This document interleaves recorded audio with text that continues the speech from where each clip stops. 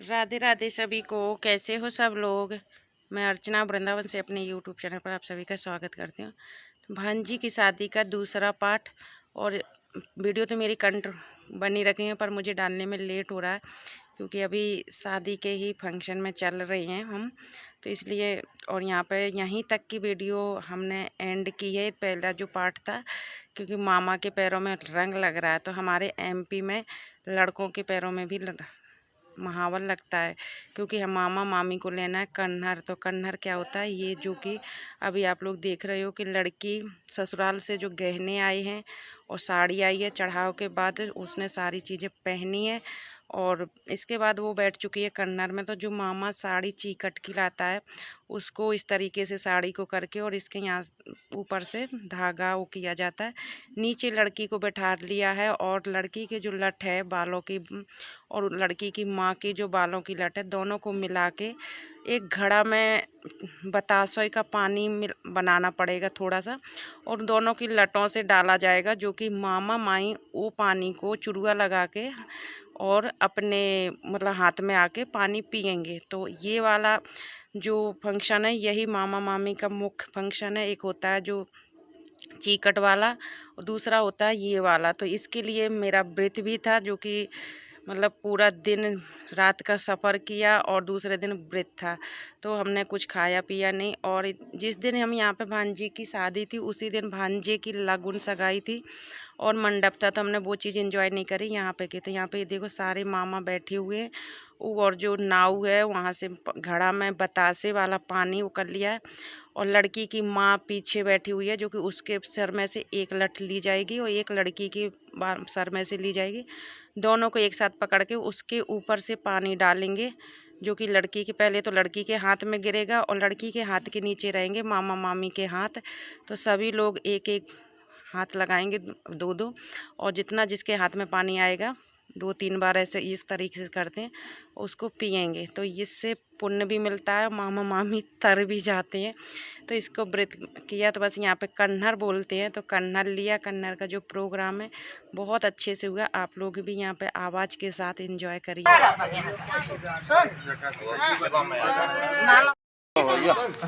ले आएगी बेटा कैमरा में और बच लिया।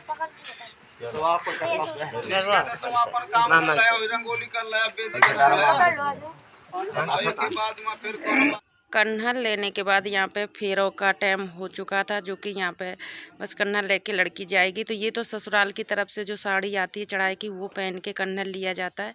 इसके बाद ये साड़ी चेंज करेगी और फिर पहनेगी मामा की पीली साड़ी, जो कि फेरों के लिए तैयार हो जाएगी। तो जो ससुराल की तरफ से सोना चांदी गहना जो आता है वो पहनती है लड़की पूरा, और मामा की पीली साड़ी पहनती है। तो यहाँ पर हमारी बन्नू है, जो मेरी भांजी, वो तैयार हो रही है फेरों के लिए। सॉरी। तो यहाँ पे आप लोग बताना कैसी लग रही है। गुड़िया की तरह लग रही है। मैं बताऊँ तो इसकी उम्र नहीं थी अभी शादी के लिए, मात्र 15-16 साल की है, पर कुछ रीजन, कुछ मजबूरियाँ या कुछ कारण जो भी है, शादी जल्दी करनी पड़ी। तो आप लोग बताना कैसी लग रही है। बिल्कुल एक होते ना, हमारे एमपी की भाषा में बोलते हैं पुतरिया की तरह लग रही है, एकदम गुड़िया की तरह। तो यहाँ पे बस चलते हैं। तो नान है जो उसने दोना थमा दिया है, क्योंकि लड़की कोई भी रस्म को जाएगी हाथ में बतासे या गेहूँ या वो पैसे, इस चीज़ का एक दोना हाथ में लेगी और उसके सर में माँ भाभी मामी जो भी हैं सर में पल्लू लेकर ही उसको उस जगह तक पहुंचाएगी, चाहे कोई भी फंक्शन हो। तो ये जा रही है अब फेरों के लिए। तो उस मेरी सासू माँ यानी लड़की की नानी है जो, वो कन्यादान करेंगे, नाना नानी, क्योंकि इसके पापा नहीं है तो मम्मी नहीं कर सकती, अकेले कन्यादान नहीं करते हैं, तो मेरी सासू माँ करेंगी। तो मेरी सासू माँ ये जो लड़की के पीछे खड़ी हैं, उसके सर में पल्लू लेकर और उसको मंडप के नीचे लेकर जाएंगे फेरों के लिए। तो यहाँ पे कैमरामैन भैया आए हैं, जो कि पोज वगैरह लेते हैं और फ़ोटो वीडियो जो भी वो है वो कर रही हैं, और मेरी भी छोटी मोटी मैं भी अपनी क्लिप ले रही हूँ एक यादों के लिए। तो बस यहाँ पे सब लोग, और मतलब सब लोग तो नहीं, लड़की जा रही है फेरों के लिए। तो आप लोगों के यहाँ पे किस तरीके से शादी या प्रोग्राम होते हैं ज़रूर बताना।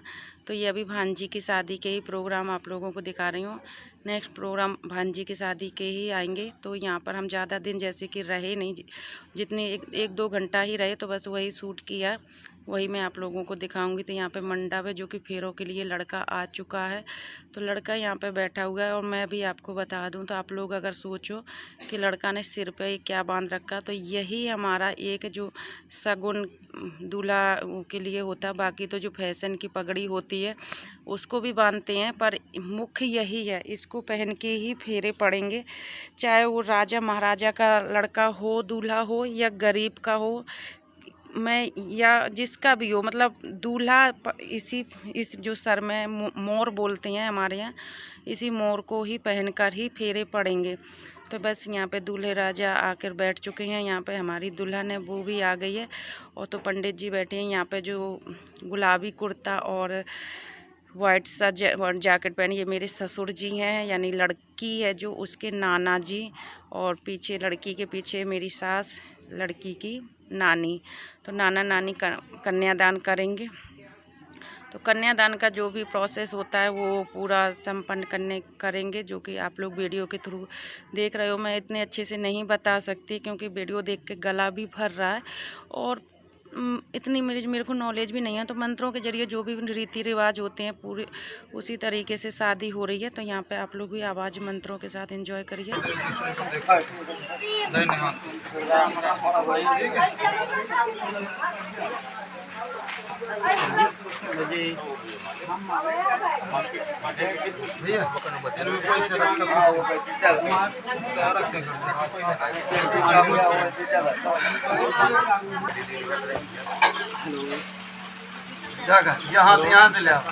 यहाँ से ले भैया, यही से ले, या हल्दी, या हल्दी। हेलो, अच्छी तरह से आवाज नहीं आ रही है। इनका हाथ पकड़ के दाहिने हाथ का अंगूठा दांगा, दाहिने हाथ का अंगूठा। कौन नौटंकी फैला रहा है? अल्ले फिर तो नौटंकी फैला नहीं हारे कर पीछे चच्चू चाचू अभी भी आप देखिए, दादी आप भी देखिए।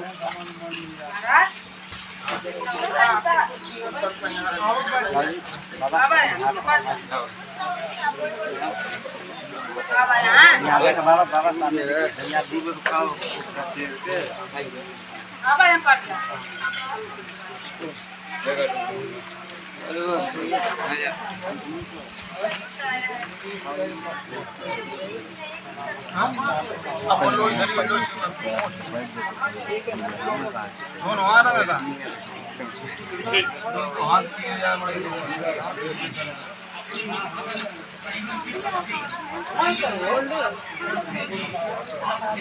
दूंगा है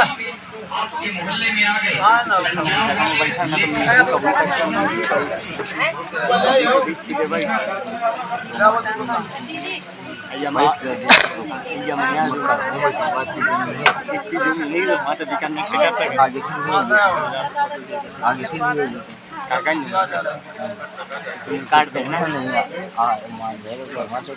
काट देना।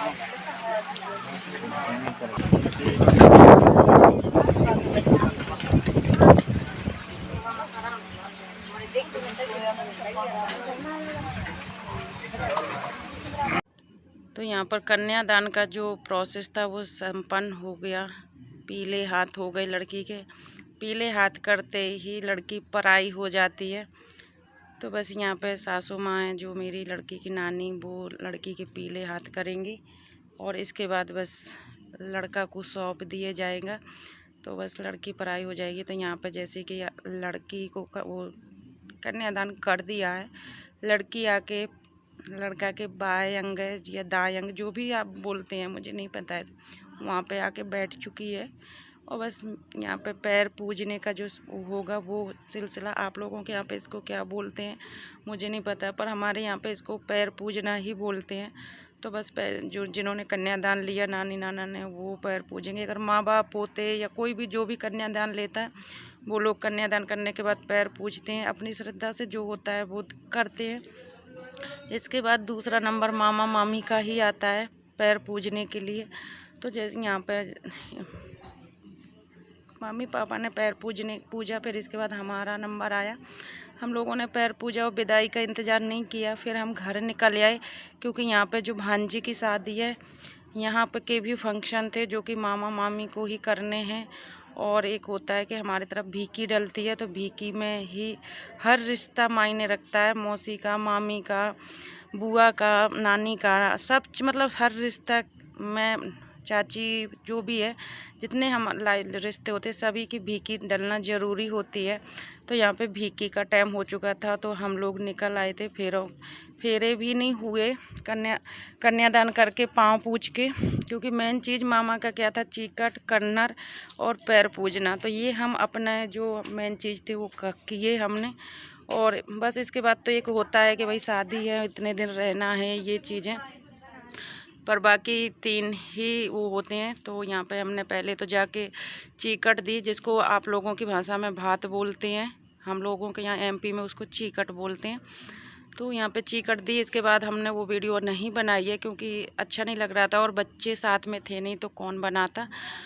और हम लेट पहुँचे थे, तो बारात तो खैर नहीं आई थी, पर उनके जो रिश्तेदार थे, गांव थे, वो सब लोग खाना पीना चल रहा था, तो ये वीडियो हमने नहीं बनाई थी जो चीकट लेने की थी। पर इसके बाद की जो हमारी पास ने वीडियो बनाई वो आप लोगों के साथ शेयर कर रही हूँ। और MP की शादी की रीति रिवाज अगर आप लोगों को पसंद आए तो लाइक ज़रूर कर देना, और मेरी प्यारी भांजी और भांजे दामाद को अपना आशीर्वाद और प्यार ज़रूर देना। माता रानी बस इनकी जोड़ी हंसती फूलती और मुस्कुराती बनी रहे, बस यही माता रानी से प्रार्थना करते हैं। तो यहाँ पे पाँव पूज दिया, जो कि पैर लड़की के और लड़का के पूजे जाते हैं। तो इसके बाद फिर हम लोगों का नंबर आएगा, तो बस फिर हम लोग भी पैर पूजेंगे और बस निकल लेंगे। तो बड़ी वाली ननंद और जो बीच वाली ननंद है, थोड़ा 1-1.5 घंटा लग जाता है बाइक से, इतनी दूरी है। अभी कितने किलोमीटर पड़ेगा फाइनल मुझे नहीं पता। और तो बस यहाँ पर हम, क्योंकि यहाँ पे आके भीकी भी डालनी थी, जो कि लड़का की भीकी डालना भी ज़रूरी थे।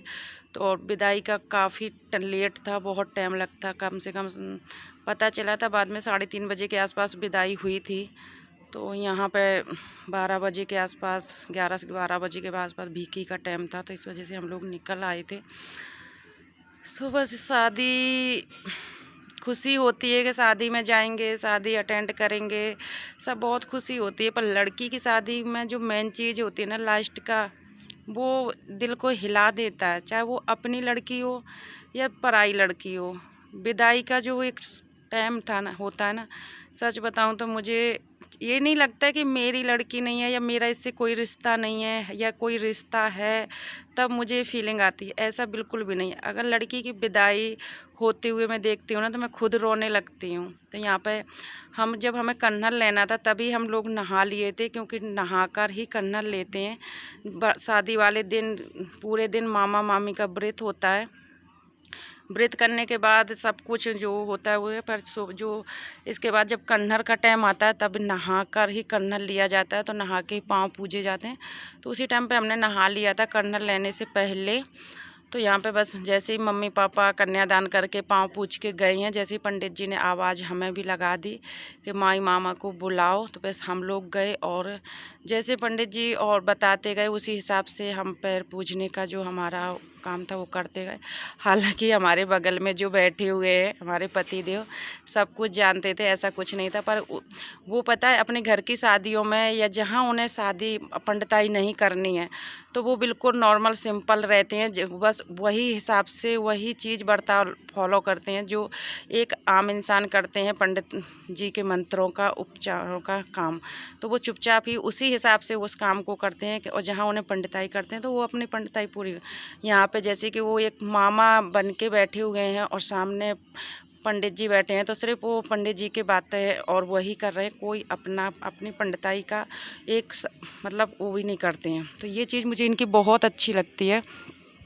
तो यहाँ पे पंडित जी ने पहले हमारे हाथ धुवाए। ये जोड़ा से मतलब गांठ बांध के ही पाँव पूजे जाते हैं पति पत्नी को। अगर नहीं हो पास में या वो तो अकेले भी पूज सकते हो, पर पैर हमेशा जोड़ा से ही पूजने चाहिए। तो बस यहाँ पे हम इन्होंने पैर पूजे, जो कि दामाद जी के, भनेज दामाद जी के। और इसके बाद फिर मैं इनके हाथों में पानी डालूंगी, यानी हाथ धुलाऊंगी। फिर इसके बाद ये भांजी के पैर वो करेंगे। तो 3 बार इस तरीके से मैं पानी डालती जाऊंगी और ये पैरों में हाथ लगाते जाएंगे और अपने मस्तक में लगाते जाएंगे। और मेरा वो आएगा कि जो परात है, इसमें कन्यादान का पीले हाथ करने का जो पानी था, इसी में पानी में हाथ लगा के और 3 बार लड़का के पैर पूजूंगी और 3 बार लड़की के पैर पूजूंगी। तो हल्दी से टीका किया, इसके बाद पैर पूजे। जो भी अपनी श्रद्धा से देना चाहते हो, बर्तन है, कोई चीज़ें हैं, कोई सोने के आइटम है या कुछ नहीं है, तो आप पैसे भी 100, 50, 200, 500, 1000, 10,000, जो भी आपकी श्रद्धा होता है। ऐसा कुछ नहीं है कि इस चीज़ से ही पैर पूजे जाते हैं, कुछ ऐसा वो नहीं था। तो हम कुछ वैसे कुछ नहीं ले गए थे, जैसे कि बताया लड़की के कानों के कुंडल ले गए थे कानों के लिए। बाकी फिर जो हमारे घर में था, कपड़े लत्ते बर्तन वही ले गए थे। तो पैर पूजते समय हमने फिर उसी बर्तन को ही, क्योंकि लड़की के यहाँ पे जाना ही है, चाहे उसको जैसे भी दे दो। कहते ना कि खाना पेट में ही जाना चाहिए, इस हाथ से खाओ चाहे इस हाथ से खाओ, जाना पेट में ही। तो वही कहावत है कि उसके, तो हमने उसी से बर्तनों से पैर पूजे। और जो हमारे पास हमें कैश पैसे देने थे वो दिए और बस फिर हम निकल लिए फटाफट। क्योंकि हमारे 20 तारीख की रात को हम निकले हुए थे और 21 का व्रत हो गया था, 22 का व्रत था। जब तक हम भीखी नहीं डालते तो व्रत ही करते, क्योंकि भीखी डालने के बाद ही माँ ही कुछ खा सकती है। और इसके बाद बस हम कन्या पाँव पूज के और घर से निकल लिए हैं। तो ये हमारी ससुराल पड़ती है बीच में, जो कि हमें एक नंद इधर रहती है, एक नंद इधर रहती है। तो इधर उधर जाने के लिए अपनी ससुराल से ही निकलना पड़ता है। तो इसी के साथ इस वीडियो का करते हैं end. Bye bye, Radhe Radhe सभी को।